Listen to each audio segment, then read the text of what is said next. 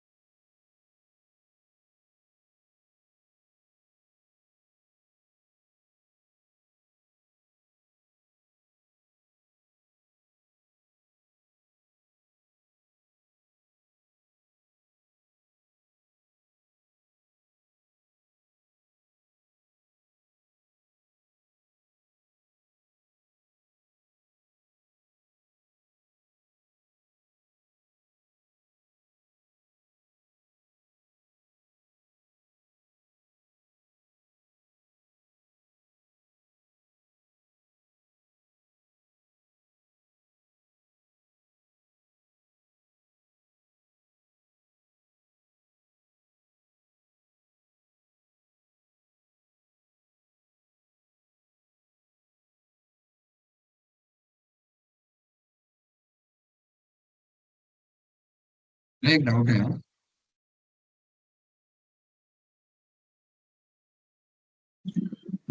Anything you are saying Victor Lima? हाँ, एक doubt है। हाँ हाँ। अभी हमने IFR रीजन लिया है फ्लाइंग के लिए, और फ्लाइट लेवल है 350। ठीक है। तो अभी हमने करंट पोजीशन बता दिया। तो करंट हम्म। पोजीशन में हम 350 पे हैं, फ्लाइट लेवल। ओके। और ट्रांसपोंडर फेल हुआ। ठीक तो है। फ्लाइट लेवल कितना रिक्वेस्ट कर सकते हैं फॉर फर्दर फ्लाइट? 270250 एग्जिट मांग लो, ऑड वाला। अच्छा, मतलब 35, अगर 34 होता तो नहीं। 2628। 290 टू 410, मतलब 290 के नीचे आना है आपको। हाँ, clear. Kilo India Alpha, do you have any doubt over any topic? No, sir.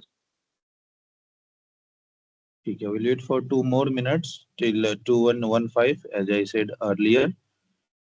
If others can join, it is good. Otherwise, we'll continue to finish our syllabus. ठीक है?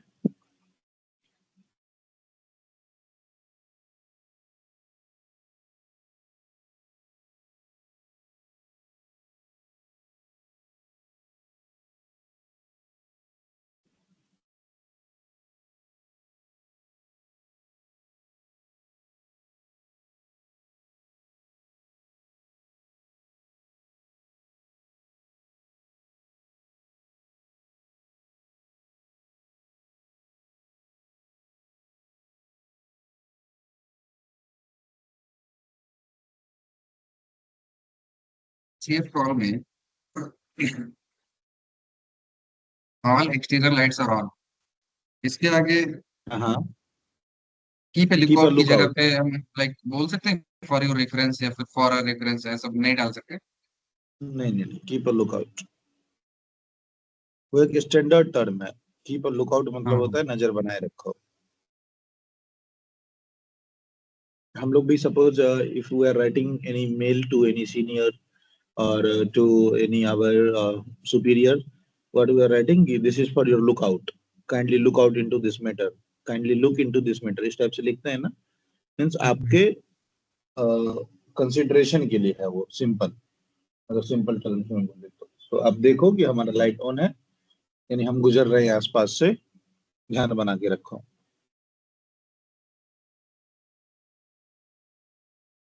ठीक है? Clear. Okay. So today we'll explain the two topic, that is radar vectoring and yes, go ahead. हाँ भाई, sector request ही बोल रहा हूँ। ठीक है, sector request and radar vectoring. You can use chart 3 version 2 to take the reference. ठीक है? Otherwise, I'll not going to ask a plan today. I'll simply give the hypothetical data to you. You can understand how it is being said. ठीक है?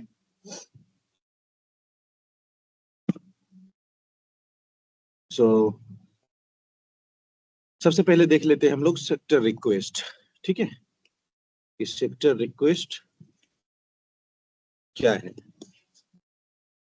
देखो, based on the mission profile, एक vast term है mission profile. आपका जो flight होता है ना, वो किस पर्पस से हो रहा है, इसको एविएशन में एक टर्म में कहा जाता है मिशन. कि आपका मिशन क्या है. ठीक है? कि आप ये फ्लाइट किस पर्पस से कर रहे हो. शेड्यूल फ्लाइट है, नॉन शेड्यूल फ्लाइट है, कॉमर्शियल है, ट्रेनिंग है, मेडिकल है. ठीक है? ये सब फिक्स विंग में. स्पेशल फ्लाइट परमिट है, फेरी है, टेस्ट फ्लाइट है. ये सब फिक्स विंग के केस में. हेलीकॉप्टर के केस में, रोटरी के केस में आपका क्या होता है कि आप क्या कहते हैं, सर्च एंड रेस्क्यू कर रहे हो, या आप इंडस्ट्रियल वर्क में इन्वॉल्व हो, या फिर किसी टाइप का जॉय राइड टाइप प्लान कर रहे हो. So all such things are known as your mission profile.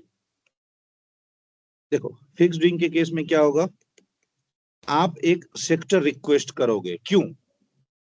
Suppose आपने टेक ऑफ किया. ठीक है? आपको पता चला कि आपका फ्लैप स्टक हो गया. Right? Your flap has got stucked. You can not go further क्योंकि आपका फ्लैप स्टक हो चुका है. तो what you will do now, you need to turn and request to land. Right? आपको यही करना पड़ेगा ना कि वापस आपको लैंडिंग का परमिशन चाहिए इसी एयरपोर्ट पे. But in aircraft something is known as landing weight. ठीक है? your maximum takeoff mass or maximum takeoff weight, whatever you are right, that is always greater than maximum landing weight. जिस wait के साथ आप take off कर सकते हो, उस वेट के साथ आप लैंडिंग नहीं कर सकते. और ये चीज हमेशा फ्लाइट प्लान के द्वारा कंट्रोल किया जाता है। कि सपोज आपने अगर उदयपुर से टेक ऑफ किया विथ 7,000 किलोग्राम फ्यूल और सपोज 1500 पाउंड फ्यूल, तो आप जर्नी में अपना फ्यूल खपत करोगे and you are going to land with only 2,000 pound fuel, इस टाइप से, या फिर 1,000 kg ऑफ फ्यूल, इस टाइप से। मतलब आप बीच में फ्यूल को कंज्यूम करोगे, तो उसी के चलते आपका लैंडिंग वेट कम हो जाएगा and you are going to make smooth landing. ये टॉपिक समझ में आ रहा है सबको कि टेक ऑफ और लैंडिंग के बीच में वेट का डिफरेंस होता है। That clear to all? Clear.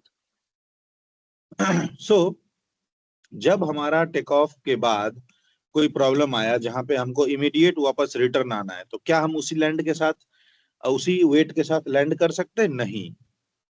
तो हमको क्या करना पड़ेगा? हमको एक सेक्टर चाहिए, हमको एक एरिया चाहिए, एक एयर स्पेस चाहिए जहां पे हम अपना टाइम कंज्यूम कर सके और फ्यूल बर्न कर सके।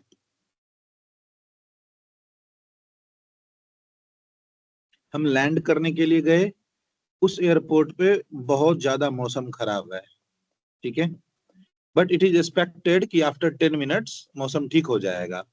तो हमको एक सेक्टर चाहिए जहां पे हम अपना टाइम कंज्यूम कर सके।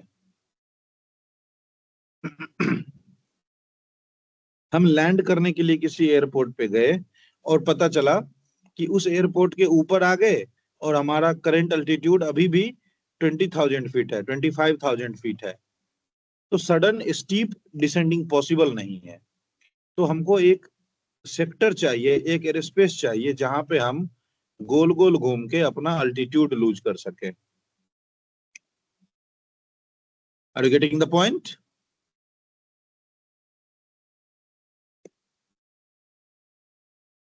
So these are the conditions when we require any sector, any airspace in case of fixed wing. क्या है?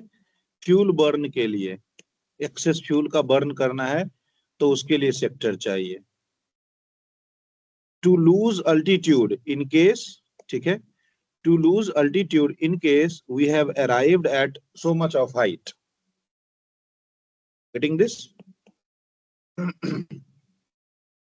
For the fuel jettisoning, which is not allowed in civil aviation by the way, but जेटिशन मतलब होता है fuel को बाहर निकालेगा spray करके, refuel करेगा in air,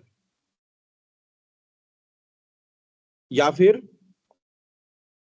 to spend some time in the air, fixed wing के केसेस में we are going to ask for a sector, ask for an air space. Clear? ये सारे कंडीशंस आएंगे if you are operating through an fixed wing aircraft. Is that okay? Clear है सबको जैसे topic? हमारा बैंगलोर से मैंगलोर हो गया, हाँ हाँ, अपना चेन्नई हो गया, बैंगलोर से तिरुपति हो गया, डन। एंड बैंगलोर से सेलम हो गया। इन सब में तो ये सब नहीं चाहिए ना। ना, अच्छा, ये सब ओके तो ओके, आप उड़े वहीं लैंड करो। हाँ हाँ, ओके ओके, होल्ड ऑन। अच्छा, kilo India alpha, are this topics clear कि वाई सेक्टर रिक्वेस्ट अरे इज? लेना कब पर? हाँ वही तो बताया, वही तो बताया। मतलब सपोज ये सब केसेस हैं, बट जैसे हम फ्लाइट प्लान बनाते हैं तो तभी हम बोलते हैं कि जब हम ये नहीं सिचुएशन नहीं में आ नहीं, जाता है तब जब बोलना ये है। सिचुएशन आता है तब, जब ये सिचुएशन आता है तब, ठीक है। ठीक। फिक्स्ड विंग के केस में जब ये सिचुएशन आता है तभी। क्लियर? Yes sir. ना, अच्छा, somebody are saying कि सपोज आपका एयरक्राफ्ट एक गया मुंबई से पुणे, फिर गया पुणे टू बैंगलोर, फिर गया पुणे टू बैंगलोर टू अहमदाबाद, इस टाइप से। Suppose this is Ahmedabad, Pune, Bangalore and Mumbai. So people are saying कि this is one sector, this is one sector, this is one sector, this is the different one. Yes, these are the sector, but these are the flight sectors. ठीक है, basically sector means होता है the part of something. अगर ये एक circle है, इसका एक छोटा सा पार्ट, तो ये कहलाएगा this is the sector of a circle. ठीक है, इसको हम बोलेंगे एक सेक्टर. ठीक है, आपका फ्लाइट कंट्रोल में सेक्टर्स होते हैं ना, इस टाइप के कंट्रोल जिसमें आपके पिच लिंक्स या रॉड इंस्टॉल्ड होते हैं, control rods. Sector means simply, या जो आपका बेल क्रैंक होता है, that is also a kind of sector only. So sector means something a piece of any hole. तो हमने क्या किया, एक पूरे एयर स्पेस का एक छोटा सा पीस मांगा, एक एरिया मांगा, रिजर्व करवाया अपने लिए कि हमको ये एरिया अलॉट कर दीजिए ताकि हम इसमें घूम घूम के फ्यूल बर्न कर सके, या फिर अल्टीट्यूड लूज कर सके, या फिर फ्यूल जेटिसन कर सके, डिफ्यूल कर सके, या फिर वेट कर सकें, टाइम कंज्यूम कर सकें. क्लियर है ये टॉपिक यहां तक? Yes, sir. Clear. Now, in case of helicopter, actually the sector request is very popular in case of helicopter. How? Search and rescue करवाना है. क्या करते हैं, एक हेलीकॉप्टर आया, यहाँ से लोगों को उठाया और सेफ प्लेस पे जाके ड्रॉप कर दिया. Again went back to the area, suspected area, लोगों को उठाया एंड सेफ जोन पे जाके ड्रॉप कर दिया. Again went back to suspected area, उठाया, ड्रॉप कर दिया. तो बार बार इसी एरिया में ऑपरेट कर रहा है. मींस उसको ये सेक्टर रिजर्व कर दो. वो कंटिन्यूअस ऐसे कर रहा है लाइक अ पेंडुलम. तो ये सेक्टर उसको दे दो. कोई दूसरा एयरक्राफ्ट अगर इसमें जाएगा ना तो एक्सीडेंट कर देगा. ठीक है. सो सर्च एंड रेस्क्यू में सेक्टर की रिक्वायरमेंट. कंटिन्यूअस ऑपरेशन अगर आपका एक ही सेक्टर में है, ठीक है, बार बार आप एक जगह से दूसरा जगह ऑपरेट कर रहे हो, तो हर हमेशा फ्लाइट प्लान फिल नहीं करोगे. ठीक है, 4 घंटे के लिए उसको रिजर्व कर ले. तो सपोज आपको जाना है एक बार रेलवे स्टेशन टू एयरपोर्ट, तो आपने ओला या उबर का कैब बुक किया. फिर एयरपोर्ट से घर जाना है तो दोबारा से कैब बुक कर लोगे. लेकिन सपोज आपको एक ही सिटी में मल्टीपल स्पॉट्स पे जाने हैं, 5-6 जगह जाना है, तो क्या बार बार आप कैब बुक करोगे? नहीं, वो महंगा पड़ेगा. क्या करोगे, एक कैब ड्राइवर को उठाओगे, बोलोगे एक दिन का 3,000 रुपए लो और मेरे को 2-3 जगह पे जाना है, लेके चलो. तो बोलेगा okay. Similarly when you request frequent flight continuous एक खास एरिया में, तो हर हमेशा हम फ्लाइट प्लान फिल नहीं करते रहेंगे, एक सेक्टर मांग लेंगे उससे, ये वाला एरिया सर हमको दे दीजिए, मेरे को यहाँ पे फ्रीक्वेंट फ्लाइंग करनी है. अब वो फ्रीक्वेंट फ्लाइंग का पर्पस क्या क्या हो सकता है, हैव अ नोट.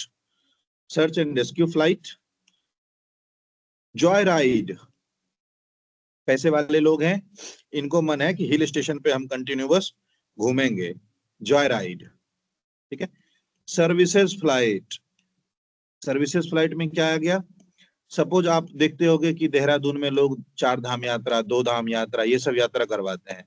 वहां पे क्या होता है, जो पंडित होते हैं, बूढ़े होते हैं, पैसा बहुत है उनके पास, वो नीचे हेलीपैड से पहाड़ के ऊपर जहां मंदिर है वहां पे वो जाएंगे, और एक नहीं, सारे पंडितों को हेलीकॉप्टर से ही जाना है. ठीक है. तो इस एरिया में हेलीकॉप्टर बार बार ऑपरेट करेगा, तो ये सेक्टर उसको रिजर्व कर दो. ठीक है, क्योंकि एक बार में 3 से 4 लोग जा सकते हैं मैक्सिमम, तो उनको पहाड़ के नीचे से पहाड़ के ऊंची चोटी वाली मंदिर पे जाना है. ठीक है. तो ये हो गया आपका सर्विसेज फ्लाइट. जम्मू में वैष्णो देवी मंदिर में हेलीकॉप्टर ऑपरेट होता है ना, you can go from land area to hill station directly by helicopter. तो वो दिन भर ऐसा ही फेरी मारते रहता है. ठीक है, फेरी फ्लाइट है उसका. तो उसको ये सेक्टर पूरा का पूरा दे दो, दूसरे फ्लाइट को एंट्री मत करने दो. डन. तो जॉय राइड, सर्विस फ्लाइट या फेरी फ्लाइट. ठीक है. फिर आप बहुत अमीर आदमी हो, आपने जमीन खरीदने के साथ साथ पहाड़ भी खरीदना शुरू किया. फिर आपको अचानक से ख्याल आया कि इस पहाड़ के ऊपर एक अपना घर बनाएंगे. ठीक है, इस पहाड़ के ऊपर अपना घर बनाएंगे.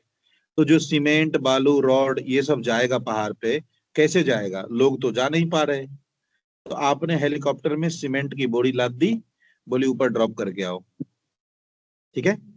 या फिर कई बार क्या होता है, कुछ मिलिट्री एस्टेब्लिशमेंट बनाने हैं पहाड़ के ऊपर, तो नीचे से जाने का रास्ता नहीं है, तो हेलीकॉप्टर से सामान ऊपर पहुंचाया जाएगा और फिर ऊपर उसका काम किया जाएगा।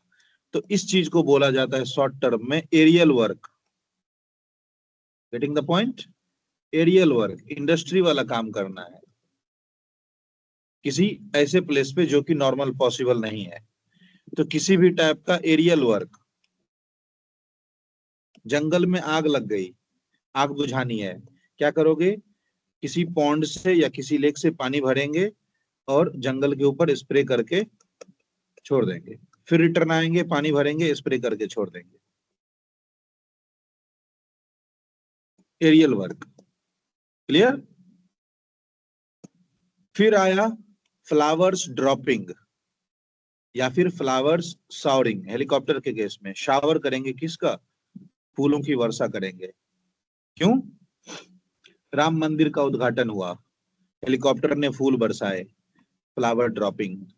आपके पास बहुत पैसा है, आप चाहते हो कि जब आपकी शादी हो तो आसमान से फूल बरसाए जाए, तो आपने कॉन्ट्रैक्ट दे दिया फ्लावर ड्रॉपिंग के लिए, ठीक है। आपने गांव में कोई मंदिर बनवाया, इनॉग्रेशन में फ्लावर्स ड्रॉपिंग चाहिए, ओके। आप बहुत पैसे वाले लोग हो, आप एमएलए एमपी का इलेक्शन लड़ने लगे, ठीक है। आपको अपने पर्चे बंटवाने हैं कि हाथी छाप पे वोट दिया जाए, ठीक है, हाथी छाप पे वोट दिया जाए। तो हेलीकॉप्टर में पर्चे भर के सबको हवा से गिरा दो, सबके घर में एक एक पहुंच जाएगा, हाथी छाप जिंदाबाद, ठीक है। So such kind of job.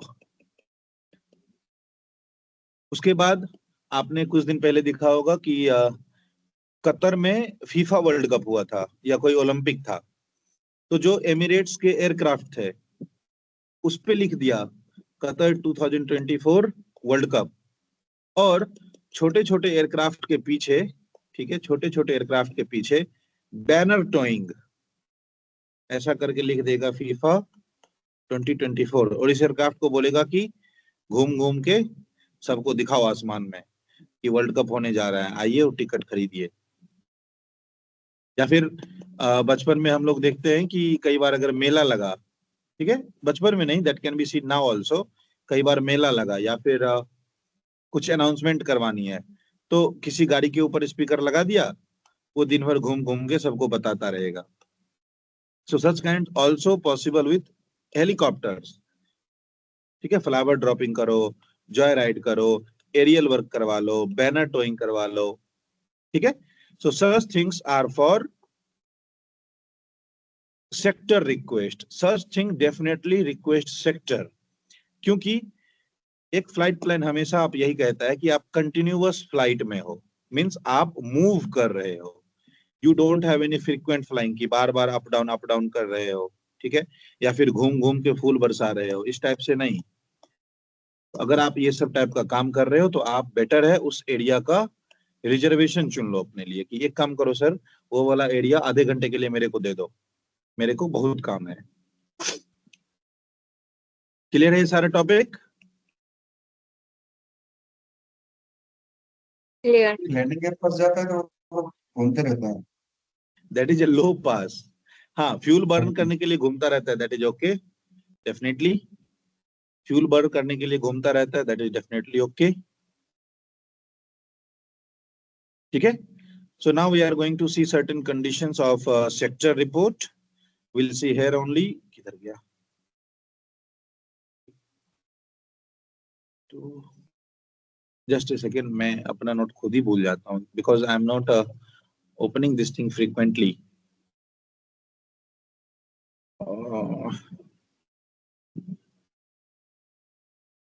ठीक है, okay.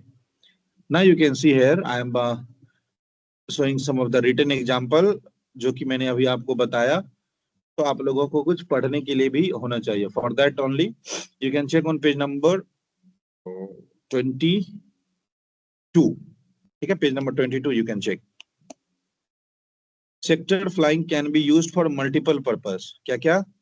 Training, survey, rescue, joyride, fuel जेटिशन, to burn excessive fuel, ठीक है, such conditions, and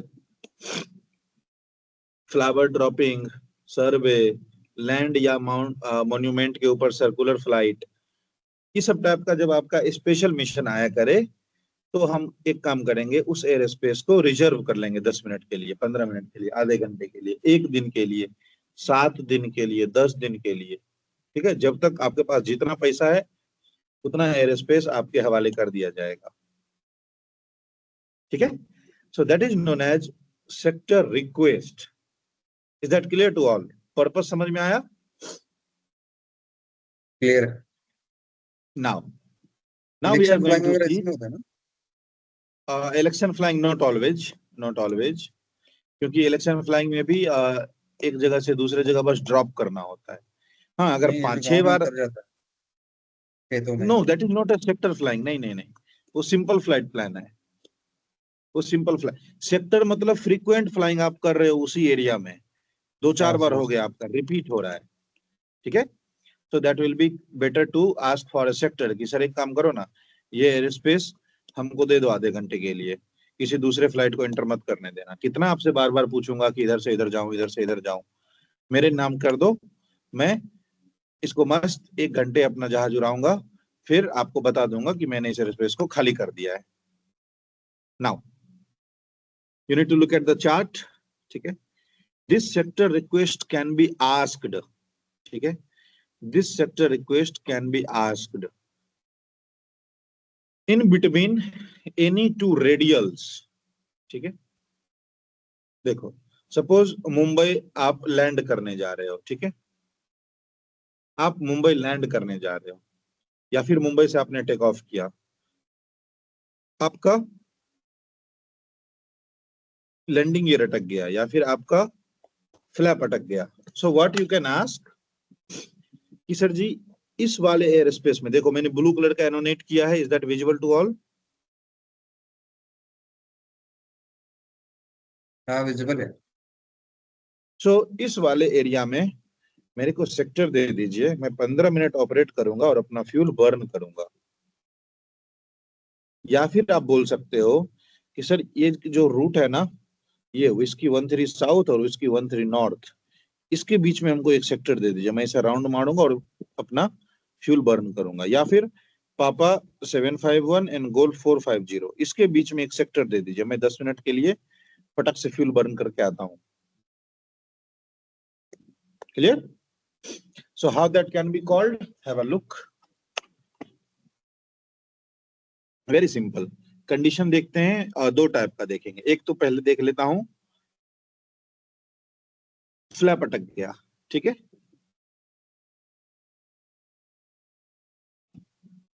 फ्लैप अटक गया, कौन सा कॉल होगा? Mayday, pan pan, security, normal, किस टाइप का कॉल जाएगा? Pan pan. Pan pan, very good.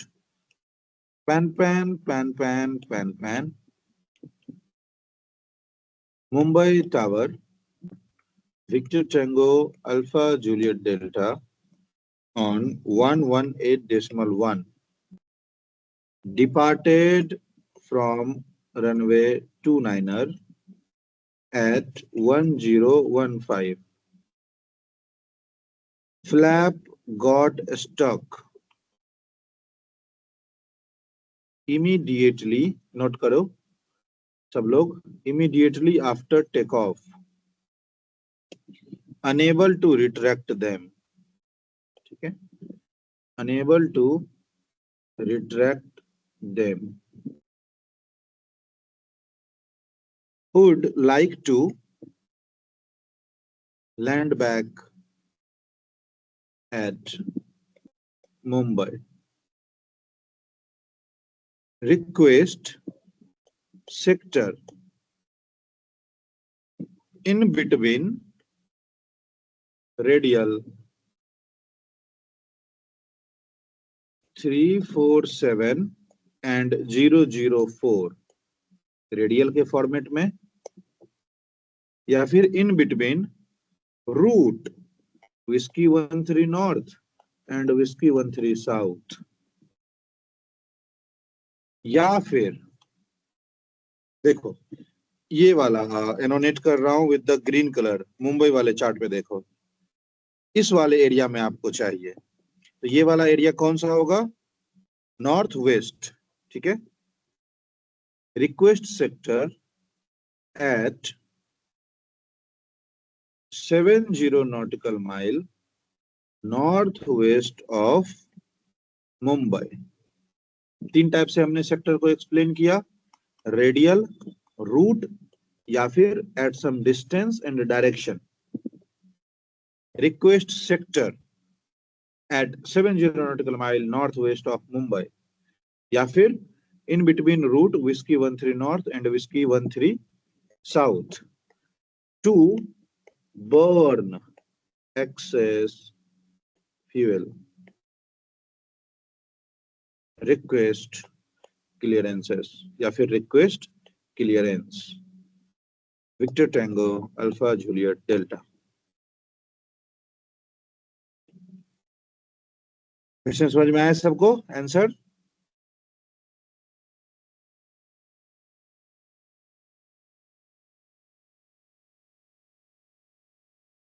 Clear है सबको? हाँ हाँ, लिखिए लिखिए।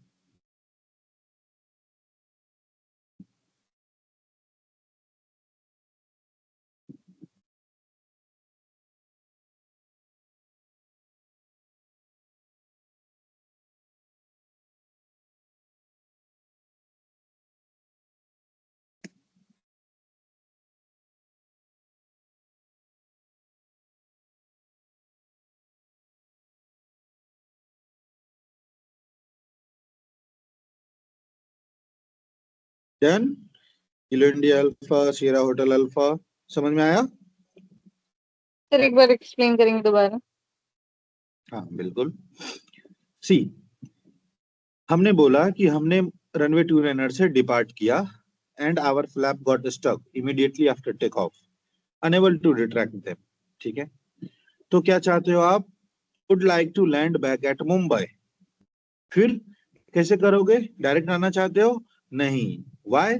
We request a sector to burn excessive fuel, excess fuel. कैसे, कहाँ चाहिए सेक्टर आपको?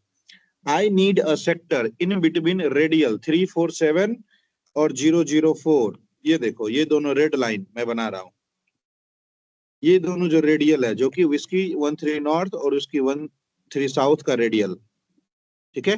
इन बिटवीन रेडियल 347 एंड 004, या फिर in between the route whiskey 13 north and whiskey 13 south, या फिर किसी खास डायरेक्शन में। सपोज ये रेड डॉट वाला, हम चाहते हैं कि यहाँ पे एक सेक्टर मांग ले, तो at some distance and direction कि at 70 nautical mile north west, ये नॉर्थ वेस्ट डायरेक्शन है ना,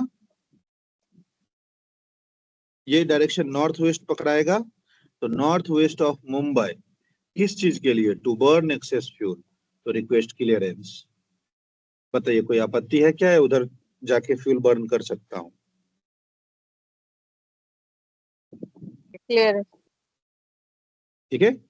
now look at one more condition, ठीक है।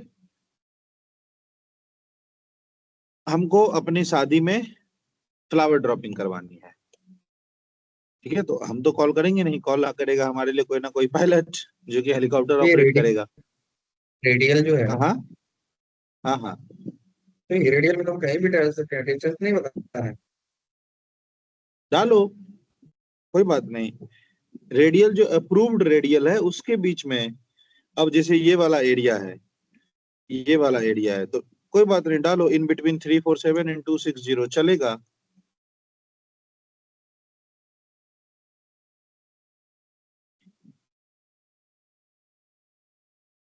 नहीं, मेरा डाउट ये था, जो हम आपने हाँ फर्स्ट पे देखा है, लिखा है रेडियल 347 एंड 004, हाँ हाँ, ये दोनों वाला। क्लोज टॉलरेंसेस के लिए, क्लोज टॉलरेंसेस के लिए, ये जैसे दो छोटे छोटे वाले पतले रूट हैं इसके लिए। अब जैसे मान लो कि इफ आई से कि इधर सेक्टर मांगो, तो कोई स्टूडेंट ये भी पूछ सकता है कि सर इधर क्यों नहीं, हमको इधर ही चाहिए। उसके लिए क्या ऑप्शन है? तो between either this two radial या बिटवीन दिस टू रूट्स, ठीक है। हाँ, बट दीज इसमें आर द डिस्टेंस नहीं ऑप्शन। बताना है फ्रॉम मुंबई। नहीं चलेगा, ये जो क्लोज टॉलरेंसेस है ना, हाँ, उसमें चलेगा। इसमें मैंने थोड़ा और मिस किया एक थी, ठीक है, होल्ड ऑन। ये बस मैंने एक एक्सप्लेनेशन दिया है, इसको समझो। इसमें एक मेजर पोर्शन मिस है, मैं उसको एक्सप्लेन करता हूँ अगले वाले कॉल में, ठीक है। हाँ ठीक है। अभी अभी वाले कॉल में एक्सप्लेन करता हूँ, ठीक है। This is just a rough idea for you to explain the requirement of area. ये एरिया रिक्वायरमेंट को एक्सप्लेन करने के लिए बताया, ठीक है। इस कॉल में मेजर पोर्शन मिसिंग है, that I am going to tell it now.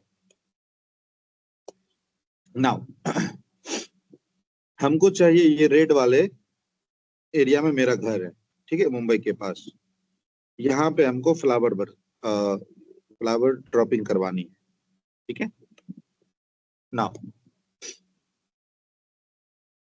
Mumbai tower, अब जब इस टाइप का मिशन रहेगा ना, flower dropping, banner towing, Joy ride, तो ये सब आप फ्लाइट प्लान में ही पूछ लो, ठीक है।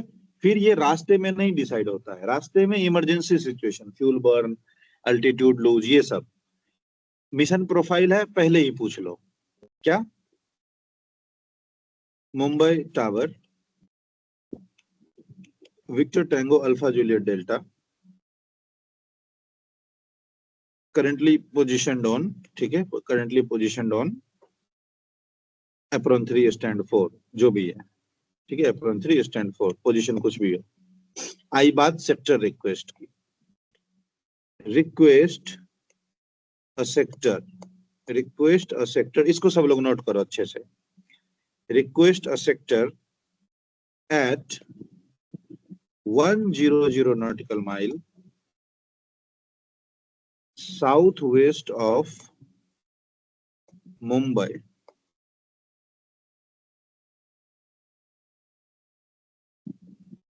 for the purpose of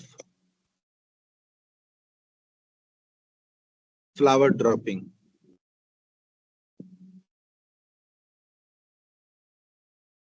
Altitude 3000 feet. Duration 30 minutes. Request clearance. हमको एक सेक्टर दीजिए 100 nautical mile south west of Mumbai, ठीक है, for the purpose of flower dropping, पुष्प वर्षा करनी है। अल्टीट्यूड जरूर से जरूर मेंशन करिए अपने हर एक सेक्टर में कि किस अल्टीट्यूड पे आप ऑपरेट करेंगे, एंड ड्यूरेशन क्या रहेगा आपका, कितने घंटे की बुकिंग चाहिए, ठीक है। So this is the final call for you. Now if you mention the radial, the good question had asked by victor romeo lima, if you are mentioning the radial और रूट, तो वहां भी इस चीज को बताइए। Request a sector in between Whiskey 13 North and Whiskey 13 South at 20 nautical mile over 2500 feet, duration 20 minutes. Clear है? In between Whiskey 13 North and Whiskey 13 South, 20 nautical mile outbound Mumbai, Mumbai से 20 nautical mile बाहर, 2500 फीट हमारा altitude रहेगा और duration रहेगा 20 minute. Clear है सबको? तो ये सारी चीजें आपको कंसीडर करनी है while giving the sector request. Please confirm if this topic is clear to you.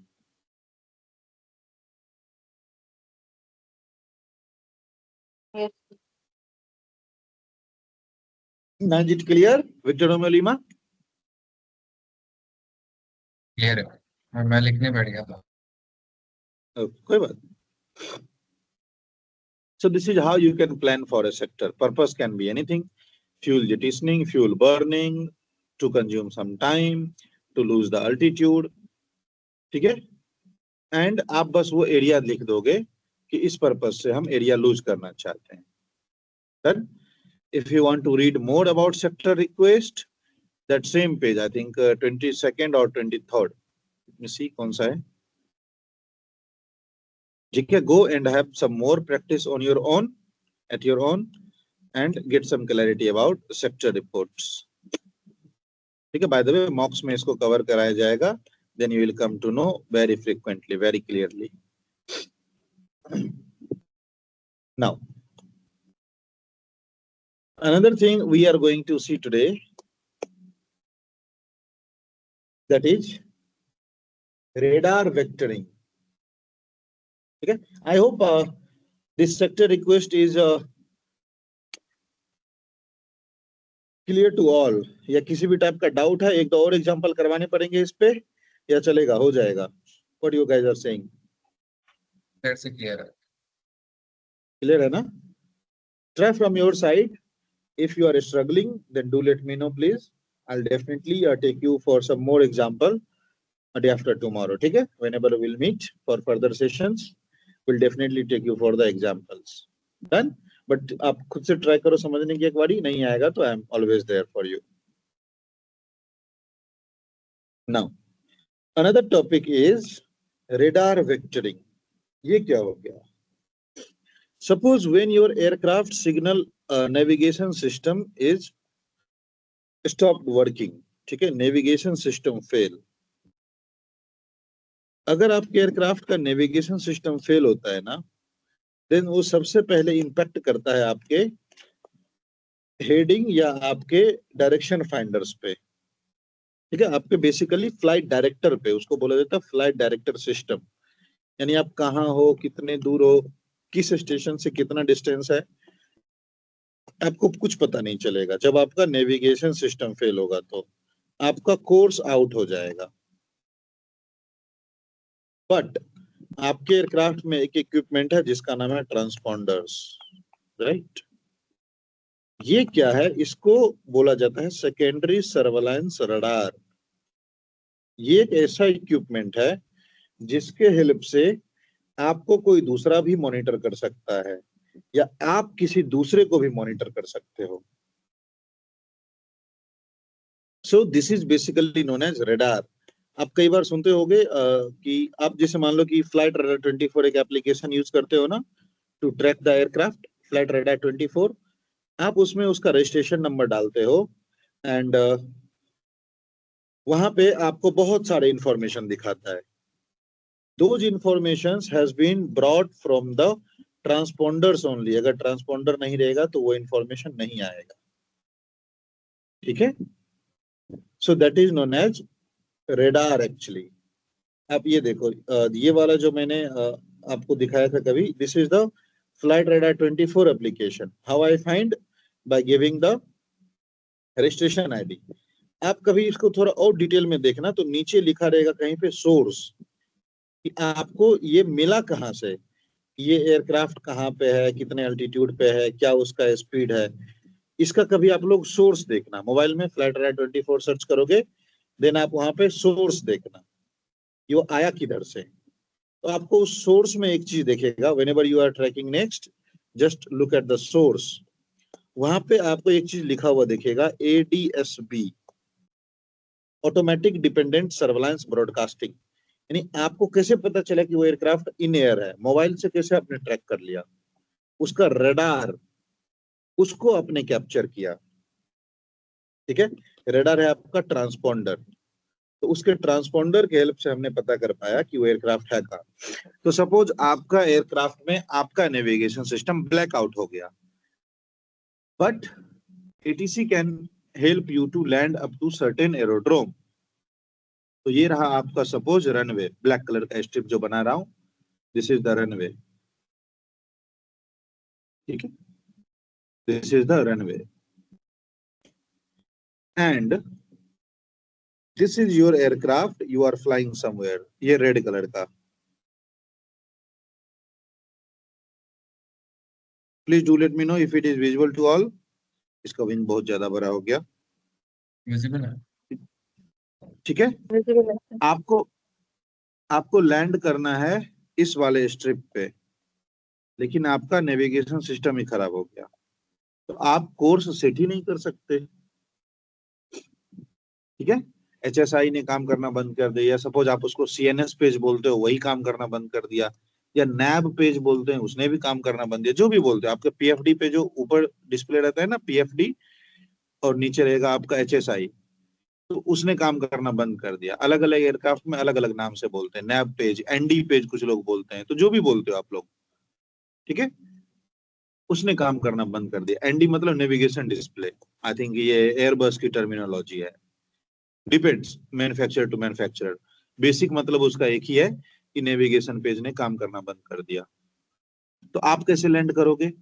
इसके पास जो ATC बैठा हुआ है, इसके पास तो और भी एडवांस रडार है। हम तो एक mobile application Google play store से डाउनलोड करके एयरक्राफ्ट का आना जाना, अप डाउन स्पीड सब देख ले रहे हैं। इसके पास तो सोचो कितना एडवांस रडार है। इवन सारे ट्रांसपोंडर का सबसे पहला रिसीवर तो यही रखता है, ठीक है। तो ये अब आपको हेल्प करेगा for the landing. So that is only known as radar vectoring, ठीक है। वेक्टर हमने पढ़ा था 12th में, I think not 12th, even 11th में, स्केलर और vector. If something is having magnitude plus direction, then that is known as vector, vector quantity, right. But air space के term में कुछ भी चीज अगर हवा में, ठीक है, कुछ भी चीज अगर हवा में मूव करता है as per their mission, then that is known as a vector. ऐसा नहीं कि पत्थर फेंक दिए तो बोलेंगे पत्थर भी वेक्टर है, नहीं, वो अलग सेंस है। वो आपने फेंका, वो हवा में जाके गिर गया। आपने एक मिसाइल मारी, उसको मिशन मिला हुआ है, उसको एक मूवमेंट का प्लान मिला हुआ है कि वो वहां जाके लगेगा, तो मिसाइल हो गया वेक्टर। आप एयरक्राफ्ट हवा में उड़ा रहे हो, आपको एक मिशन मिला हुआ है कि यहाँ से लेके वहां तक जाना है, आपका एयरक्राफ्ट हो गया वेक्टर। तो सर्च एरियल व्हीकल्स, ठीक है, किसी भी टाइप का व्हीकल, मिसाइल, एयरक्राफ्ट, गोली बंदूक, बॉम्ब्स, गाइडेड बॉम्ब, तो ये सब प्रोजेक्टाइल्स जो इन द एयर हैं, those are known as vectors. और जब इनका वेक्टरिंग यानी इनका movement under the command of radar होगा, under the command of radar होगा, that is only known as radar vectoring. Generally pilot free रहता है कि कहां से कहां जाएगा, वो अपने नेविगेशन पेज से डिसाइड कर लेगा, अपने कोर्स डेविएशन इंडिकेटर से सेट करके जा सकता है, HSI से या AHRS, जो भी आपके एयरक्राफ्ट में सिस्टम है उसके हिसाब से वो अपना प्रोफाइल सेट करके डायरेक्शन फाइंड आउट करके लैंड कर सकता है। लेकिन वही फेल हो गया, तब आप लैंड कैसे करोगे? जैसा जैसा आपको ATC बताएगा, ठीक है। यानी आपका vectoring under the command of radar चला गया, वो कैसे होगा? Have a look out. Suppose आपने कॉल दिया, ठीक है, कि Bangalore tower navigation system lost, ठीक है, आप इसको ऐसे ही कॉल दोगे, ठीक है, Bangalore tower Victor tango alpha Juliet delta unable to determine position. जब भी आपका रहेगा ना नेविगेशन सिस्टम लॉस्ट, या फिर लिखा रहेगा योर एयरक्राफ्ट लॉस्ट, तो उस केस में हम टर्म यूज करते हैं, पोजीशन रिपोर्ट वगैरह देने के बदले आप लिखोगे unable to determine current position, unable to determine current position. मैं इसका अच्छे से कॉल दे देता हूं, आप लोग लिख ही लो सब लोग, ठीक है। How you are asking for radar vectoring, have a look. Bangalore Tower, Victor Tango Alpha Juliet Delta, aircraft unable to determine current position, unable to determine current position, request radar vectoring, ठीक है, आपको चाहिए radar vectoring. फिर आपने सोचा कि थोड़ा और बोलूं, जब भी ये टर्म आता है ना कि अनेबल टू डिटरमाइन पोजीशन या फिर योर एयरक्राफ्ट लॉस्ट, उस केस में सबसे कॉमन चीज होता है लास्ट नोन पोजीशन। तो आपने बोला aircraft unable to determine current position, request radar vectoring, but last known position was flight level 280, route whiskey 41, radial 112, ठीक है, 10 DME outbound Delhi, time now 1050, जो भी है, done. Victor tango alpha Juliet delta.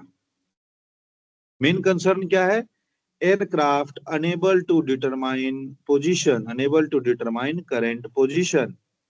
तो आपको चाहिए radar vectoring, request radar vectoring, last known position is so and so. ठीक है, so this is radar vectoring call. Term क्या है यार? Aircraft unable to determine current position. ठीक है, aircraft unable to determine position या फिर डिटरमाइन करंट पोजीशन, दोनों का मतलब सेम। रिक्वेस्ट रेडार वेक्टरिंग, यानी आपको वेक्टर चाहिए किसके हेल्प से? रेडार के हेल्प से। आपका लास्ट नोन पोजीशन है सो एंड सो। क्लियर?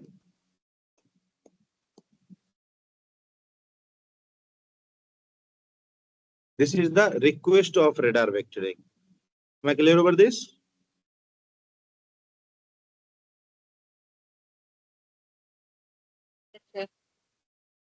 Now, आपने radar vectoring request कर दी, तो ATC आपको वेक्टर कैसे करेगा? How he will help you to vector for the landing.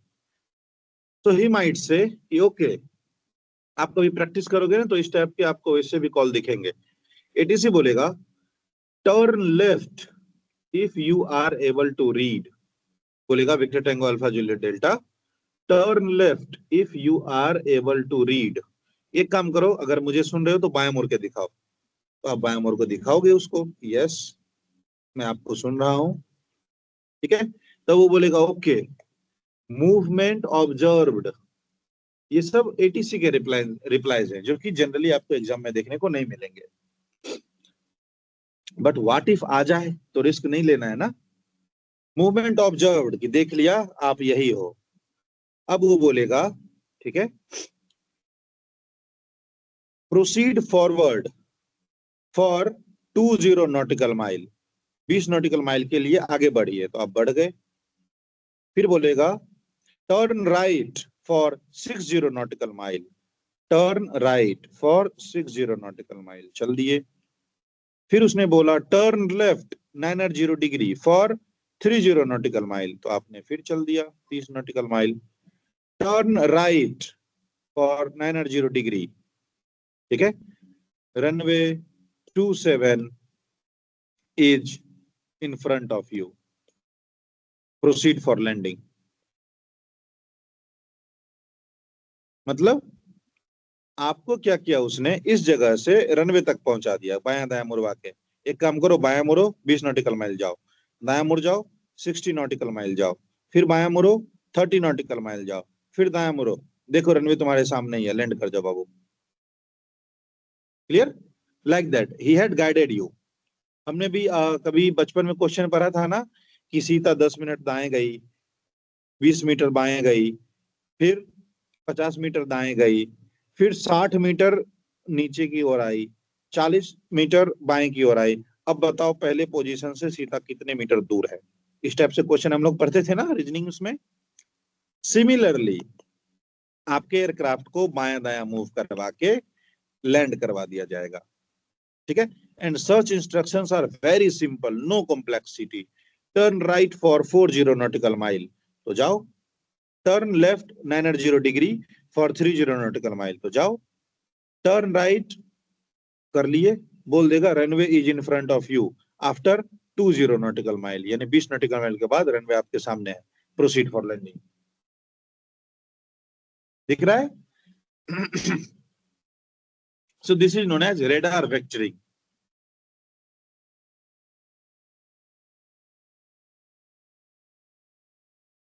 Am I clear over this topic?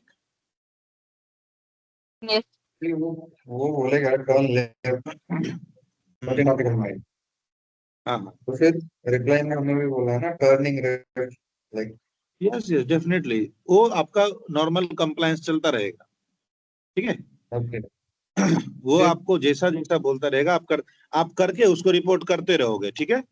कि turn left proceed for 40 nautical mile, तब वो अगला इंस्ट्रक्शन देगा, अच्छा एक काम करो 10 नॉटिकल माइल के लिए बाएं मुड़ जाओ। तो प्रोग्रेस बताते रहना है, जैसा हमने टैक्सी कंप्लायंस में बता रहे थे हर एक स्टेप पे। करंट पोजीशन से 10 नॉटिकल माइल हाँ, आगे चलेंगे, वो कैसे जानेंगे? ऑन बोर्ड डीएमई थोड़ी खराब हुआ है। अभी नेविगेशन सिस्टम ही लॉस्ट है, हाँ, तो कैसे डिस्प्ले जानेंगे? Out, display out navigation system में मेन क्या होता है ना, आपका नेव रिसीवर, वीआर रिसीवर आउट हो गया, ठीक है, आपका आईएलएस रिसीवर आउट हो गया, इस टाइप से, देन एडीएफ रिसीवर आउट हो गया, ये सब आउट होता है जो आपके नेविगेशन इक्विपमेंट्स हैं। यानी आप ये नहीं पता करवा पा रहे हो कि हमारा एयरपोर्ट है किस डायरेक्शन में। क्लियर?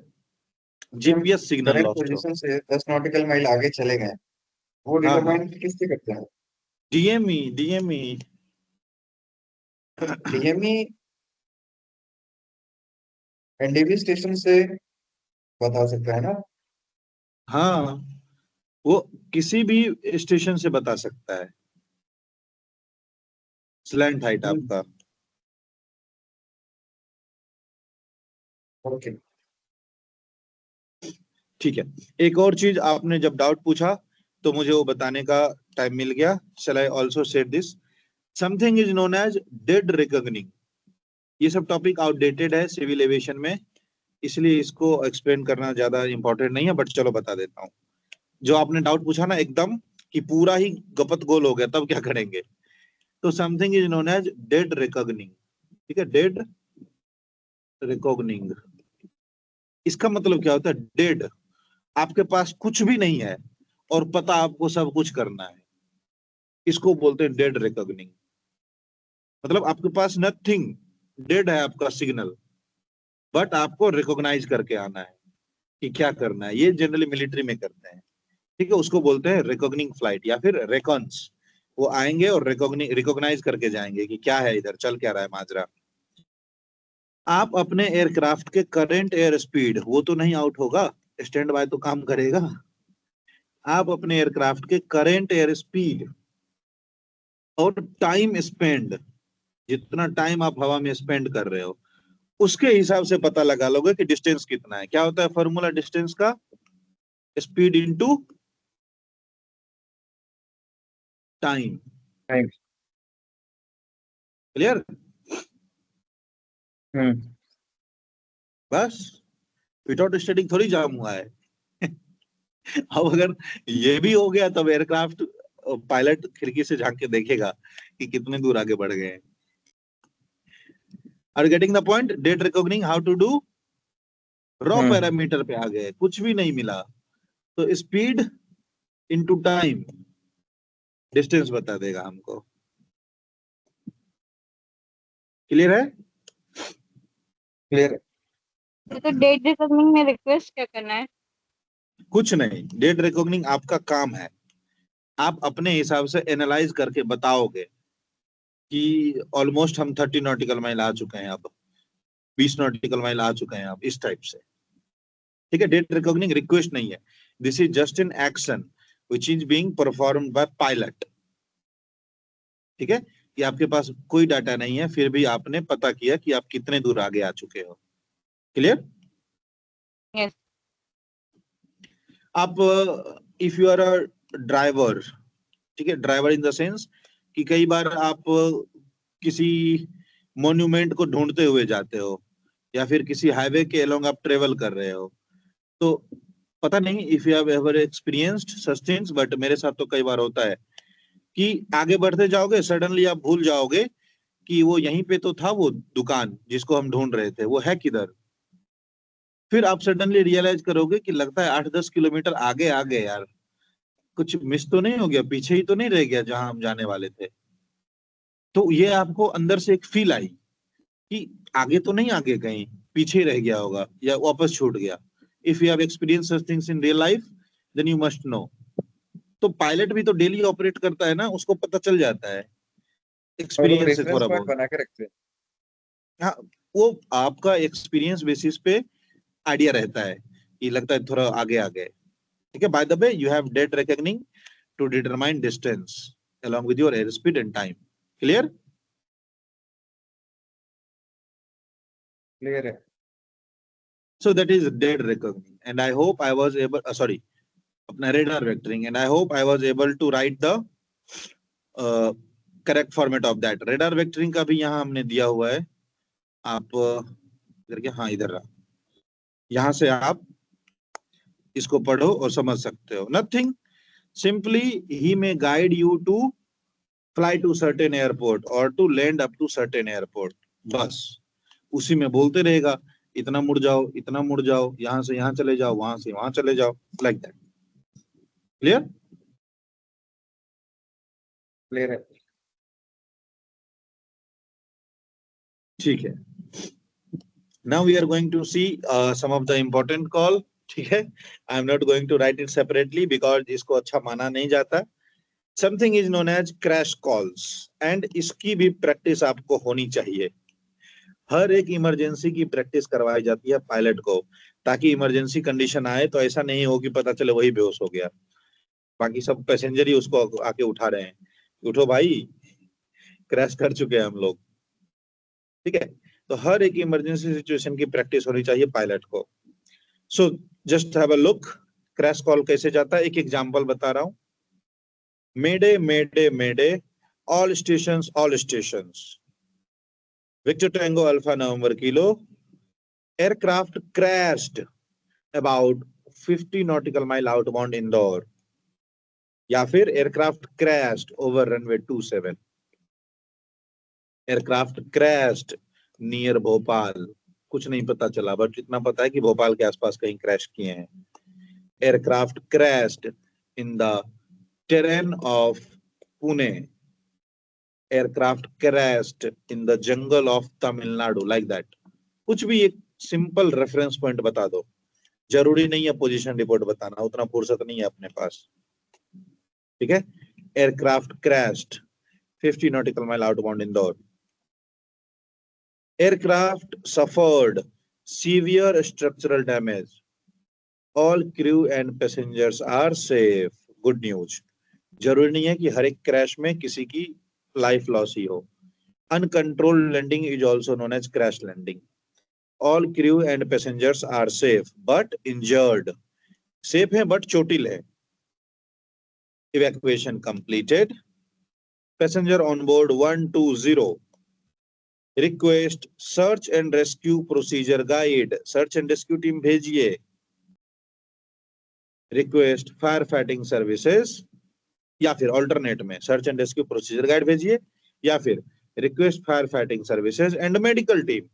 चोटिल है ना तो मेडिकल टीम, या फिर request fire fighting services and search and rescue team, what ever you want. और सबसे जरूरी मेंशन करना है कि टोटल पैसेंजर कितने हैं और एक्सट्रीम हेल्प कितनों के लिए चाहिए. सपोज आपके एयरक्राफ्ट में 120 पैसेंजर हैं, आपको उसमें से आइडिया लगा, आपने क्रैश कॉल दे दिया, उधर से एक बस लेके आया, या फिर पुलिस की गाड़ी में हेल्प करने के लिए आपके पास आया इनोवा लेके, तो मैक्सिमम 5 पैसेंजर उसमें बिठा देंगे. 120 पैसेंजर क्या करेंगे, वो तो सब मिलके इनोवा उठा लेंगे. तो आपके पास जितने पैसेंजर ऑन बोर्ड हैं उनको आप अनाउंस करो इमरजेंसी के केस में, ताकि सपोर्ट भी उसी हिसाब से आए. पता चले 120 पैसेंजर को लेके आया बोलेरो स्कॉर्पियो में, पुलिस व्हीकल में जा ही नहीं पाएगा, उसके लिए बस चाहिए, वो भी 1-2 नहीं, कम से कम 4.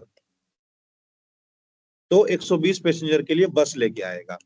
फिर आपने फील किया कि 10-20 पैसेंजर सीवियरली इंजर्ड हैं, तो उनके लिए एम्बुलेंस भी चाहिए. उनको बस में ले जाओगे तो बाद में आपके ऊपर केस कर देंगे कि मैं बीमार था और मेरे को ये बस में लेके आ गया.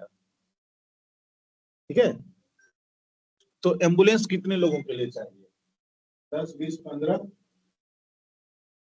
ठीक है, 10, 20, 15 कितने लोगों के लिए, तो medical services for approximately 20 passengers. Victor tango alpha number kilo. Aircraft crash किया किसी एरिया में, डैमेज बहुत कुछ हुआ, लाइफ लॉस किसी का नहीं हुआ. इवैक्यूएशन कंप्लीटेड, टोटल 120 पैसेंजर है, जिसमें से 20 लोगों को मेडिकल सर्विसेज की जरूरत है, तो उसके लिए एम्बुलेंस लेके आइए और बाकी सब के लिए बस भी लेके आएंगे तो काम चल जाएगा। क्लियर है? क्लियर है। क्लियर। नाउ एक कॉल मैंने टाइम रीडिंग करते टाइम बताया था कि एक क्वेश्चन पूछता है give the time check without stating numbers, तो उसका आंसर होता है, ठीक है, उसका आंसर होता है the time on the hours, ठीक है, time on the hours, the time on the hours. अब इसका आंसर ये क्यों होता है, ये या तो WPC को पता है या भगवान को, मुझे तो आज तक पता नहीं चला। तो ये क्वेश्चन अगर आए विदाउट स्टेटिंग नंबर्स, सीधा बोलो the time on the hours, ठीक है। So with this and I hereby announcing the completion of part 1 phase, ठीक है, पार्ट 1 के सिलेबस का कंप्लीशन अनाउंस करता हूं and I hope I was able to explain and make you understand about each and every topic nicely, ठीक है। If you are still struggling over some of the topics, feel free to ask anytime on WhatsApp group, ठीक है, you are limited students there, don't be shy to ask anything, ठीक है। Go through this 32 pages notes, ठीक है, 32 pages notes के एक एक point को, एक एक टॉपिक को अपने साइड से पढ़िए and do let me no कि क्या कुछ मैं भूल तो नहीं गया पढ़ाना, ठीक है। However from my side I had ensured कि मैंने each and every required topics आपको पढ़ा दिए। अगर कुछ पढ़ाना मैंने भूला है तो please do let me know, ठीक है। So I hereby announcing the end of part 1 syllabus. Will take 1 day break, कल के लिए हम लोग ब्रेक लेंगे, ठीक है। परसों से हम लोग का मॉक स्टार्ट होगा of all the topics that has been given in part 1 and simultaneously we'll also start explaining the part 2 terms, part 2 के question answer topics and part 2 के answer methods कि कैसे आपको इंटरव्यू अटेंड करना है, ठीक है। so that we will take from day after tomorrow, from Monday evening onwards। कल हम लोग एक ब्रेक लेते हैं एंड पार्ट 1 का सिलेबस यहाँ पे फिनिश कर दिया गया। क्लियर? अगर आप लोगों को लगता है कि कुछ छूट रहा है, कुछ हमने पढ़ाना मिस किया, please do let me know, ठीक है। But from my side I am announcing the end of session 1, ठीक है। गुड टू गो।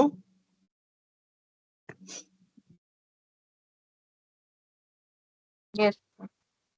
ये नोटम्स वगैरह जो आपने नोट किया पढ़ाऊंगा वो सब टॉपिक सेकंड का है।